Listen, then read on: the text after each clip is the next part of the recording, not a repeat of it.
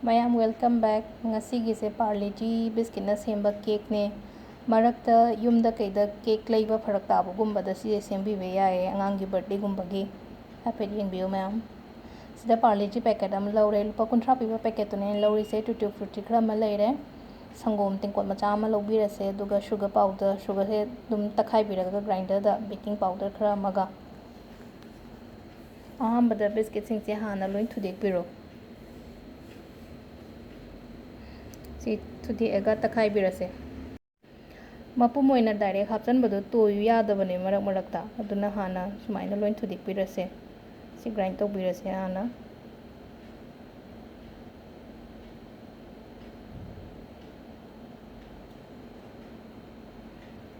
si powder tare si se do sugar powder se hapsan birase da aduga amuka takhai birase si se लेरे sugar powder से लो mix तौरे सिदा दुगा कोन अम लौरगा से हिदोक पिरसदा हाना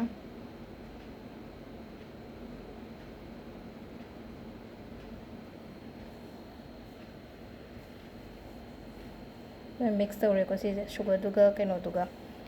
biscuit दुगा संगोम से कितन कितन कितन हापगो तो पिरसे सिदा अमुक्तंग द लोइना हिजन बिगनो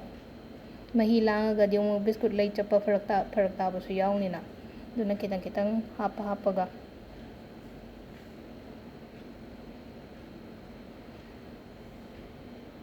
तब तबना दुम चामच कुंबा कईगुंबा ना दुम ओपिरसु कशु कायदे खाबई मचा गुंबा मना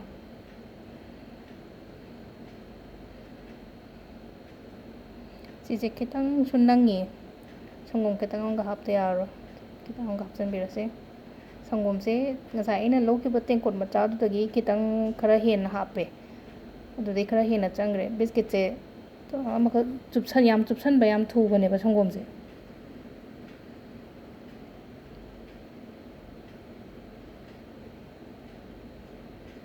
ꯆꯥꯃꯁ ꯑꯃ ꯍꯥꯞꯄꯤꯔꯁꯦ ꯁꯦ ꯉꯁꯥꯏꯒꯤ ꯕꯦꯀꯤꯡ ꯁꯣꯗꯥꯗꯣ अदुगा साइड अमदा दुम ओटपियो हाइदे ऑपोजिट साइड द ओटपिगनो कई हाइनी क्लॉकवाइज डायरेक्शन दा हाइगद्रा मनिंग हल्लागा ओटपिगनो स्माइना दुम साइड अमदा दुम स्माइना ओटपिरो सि यारनी हाइपेडिंग बियो मागी मही लांगबगी कैनो से चांग से सिगी चांग से दा थंबिगदबने दो ngसाइगी अखोइना कैनो थमखिबदो युबी अंगांगबदोने कोई टूटी फ्रूटी इन हाइना क्वादा कईदा हापदो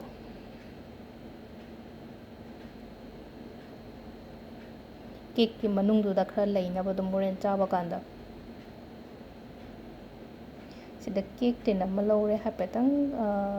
थाउ तैबिरो केक टिन लैट्रगसो अखोइगी सिल्वर की तेंकोट कुंबा हाइतारे अदुगुंबा सिजनबिरसु कशु कायदे बटर पेपर सिदो ऑप्शनल लैट्रा कैना बटर पेपर लैट्रगना मैदागुंबा कईगुंबा हाइपे चाइरगा अदुम अदुसु नप्सलोय मखादा बटर पेपर से लुपा चामें खै मुक्तंग पीबने दमा अम कुइना चप्पने सही अमु चलेगिदे खितंग खितंग सेनबनिना सिलोइना हापसन बिरसे सिदा कोइना बैटर से मथंग खिबदो केक की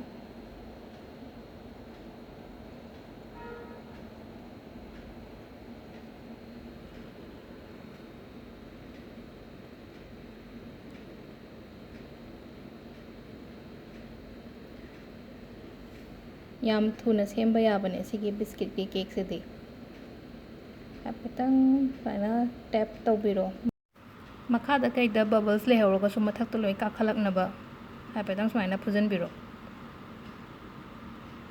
दो ngसाइ अखोइना युबी अंगांगबा थमगिबदु सिदा मु हापचनबिरसे मथक्ता खरा येंगबदा मोइना फजनबने सिदि सुम मथक्ता सुमाइ चाइसले अदुगा सिगी मरक सिदा मिनिट 5 मुक कईमुंग ममांगदा खांग सालगा थंबिरसे सी खांग से हापेत हाना सालगा थंबने दो खांग अपाबो ओइरगदि थुम खतंग हापियो आई खांग से खरा थाये दुना सुमाइना दुम डायरेक्ट हापचले दुगा मखुम खुमजलगा थंबिरसे मिनिट कुंथ्रामुक कईमुक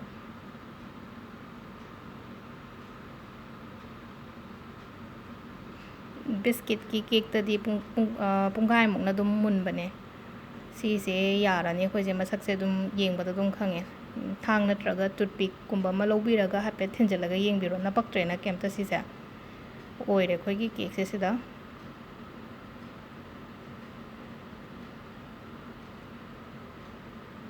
इंगदहलो ngaतंग असे थांगना हाफेतंग मपानसे खेतोकपिरो नपसनबने खरा खरा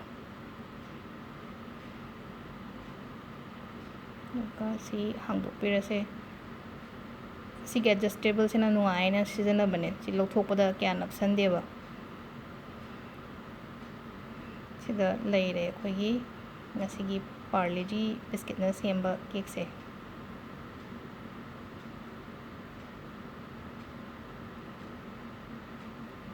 से लेरे मैम ट्राई तौबियो युमदा थैंक यू